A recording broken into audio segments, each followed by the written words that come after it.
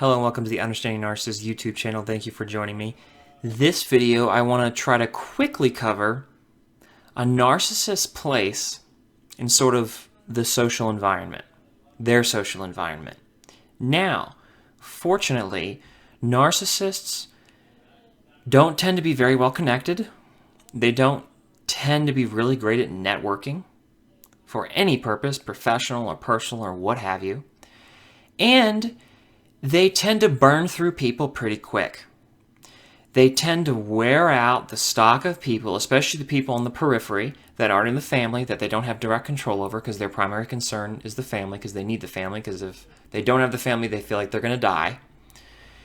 And so those people, they kind of shed off, and they constantly bring in new people on the periphery, new people in their lives, whether it be friends, people in close proximity for ease of access, like neighbors and such. Some narcissists are very isolated, and so the neighbors aren't really a high priority for them.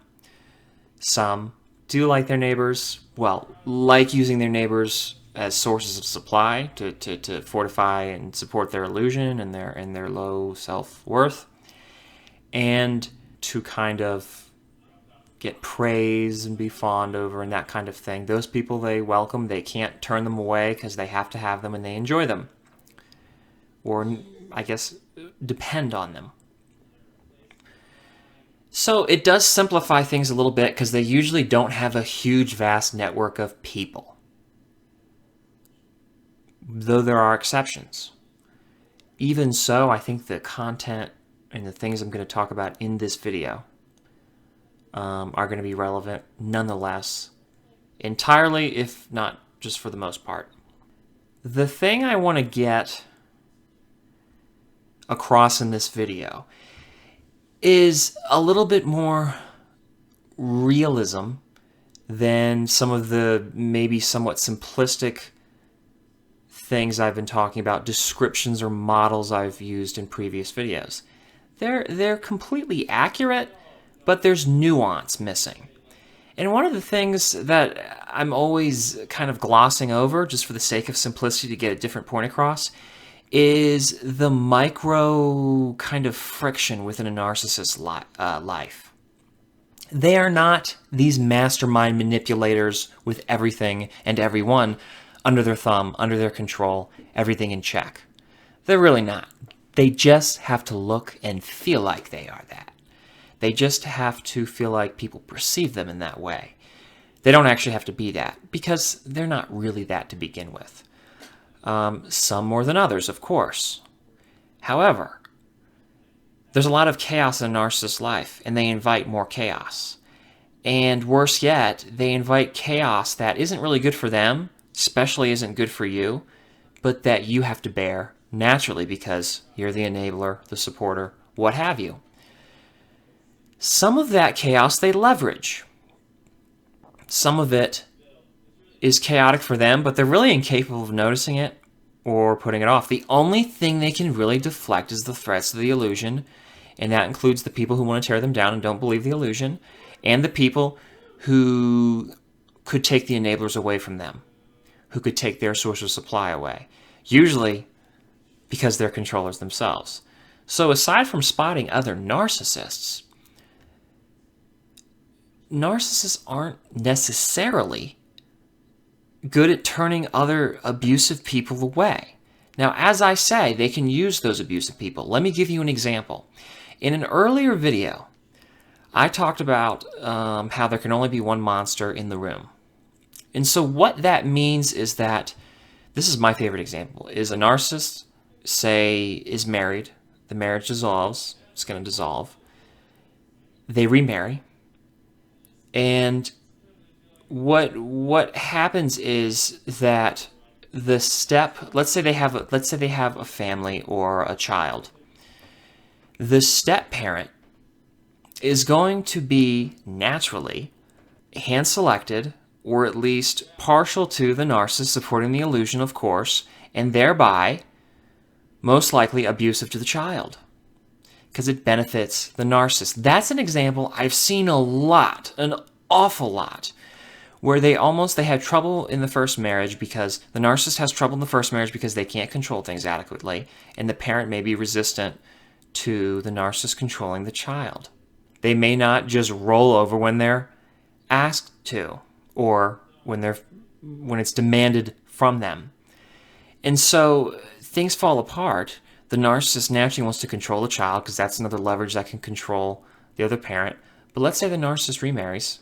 They're going to have to. I see a step parent that is not, of course not narcissistic, but is just the ideal enabler.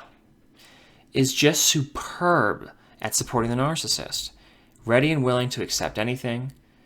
Is going to do what they want. And is going to help them, say, in controlling their child. And that's going to mean abusing their child. Now, that scenario is probably the best example I can think of where a narcissist leverages the people around them so that they don't have to do the heavy lifting. They don't like to work. They don't want to do all that taskmaster type stuff day to day. They feel better when they're the masterminds behind it and they're driving everybody and they don't even know it. The people who are being controlled don't even know it. That's their favorite situation to be in. They want to play God. They want to play the mastermind, the evil genius. Though the extent to which they think they're evil is debatable. What I'm trying to get at here is that that situation is one where it might be handpicked by the narcissist and is beneficial to the narcissist. But then there's other situations where things are going on, destructive things, and things that are against the interests of the narcissist and the illusion that aren't really good for them either. They have problems doing anything that isn't fooling people into believing that they're good people. Therefore, a natural and necessary result of that, a consequence of that, is that they'll have people around them that aren't good for them and they're bad influences, say, and bad for their own families and the people close to them, that it is a mutual disadvantage. It's destructive. But they can't see it. Not their problem because it's not directly threatening the illusion. Because the only real requirement they have is that people prop them up. So if people prop them up, give them what they want, fawn all over them, think they're wonderful, they're welcome. And they're welcome to stay. And they're going to be around as long as they want. Narcissists don't turn those people away. There are some exceptions, but for the most part, as I say, it's the enablers. The enablers have to do everything. The enablers have to handle it. And if the enablers can be abusers for the narcissist, all the better. Less work for the narcissist, less heavy lifting, more kind of conflating of the illusion. It is not so simple that you can just assume the narcissist has, because they have their hands and everything, because they have a finger on everything, that they're in control of everything. They're really not, because the what really defines them is a lack of control. They don't have any control, and that's the problem. And I would argue that the inherent, the source, the cause of that lack of control is that infantile view that they have of everything. Or more specifically, more accurately, the infantile relationship they have with everyone and everything around them. They don't actually understand their own power as human beings. They don't understand that they can be determined to do something and work to achieve it. They don't have that sense. That for some reason is not formed in their mind. They can do simple stuff, but the real stuff of directing their lives they can't do. They need you to do that. They need to get other people to do it for them, and that is really, so far as I can tell, the heart of the issue. So this tireless and, by the way, somewhat indirect working to get people into their lives. It's all dependent, of course. It's all manipulative, and it's all to serve a purpose, their purpose, but really just to serve the illusion. That's their purpose. And all the other stuff that comes with it, they don't view it as a cost. They don't whatever shortcomings, vices, problems that other people impose on them that aren't really issues with the illusion, they don't have a problem with. And moreover, because of their never-ending, insatiable need and desire to have more people, and how really unselective they are. They don't really screen people out or vet them. They just need them to be, they need them to do what they want. Then you have a situation where it's just perpetual chaos. They're constantly in limbo, looking for more people. There is really no settled state. There's a state where they've got they've got somewhat satisfactory control over the immediate people around them, the immediate enablers, immediate family, the household. However, by definition, the whole problem is instability. And so in that instability, and because they create instability, they never have enough control. There's never enough. There's no goal. There's no end result. There's nothing. They just need more. And even when they get it, they need more again. They can have those little emotional highs where things work for them.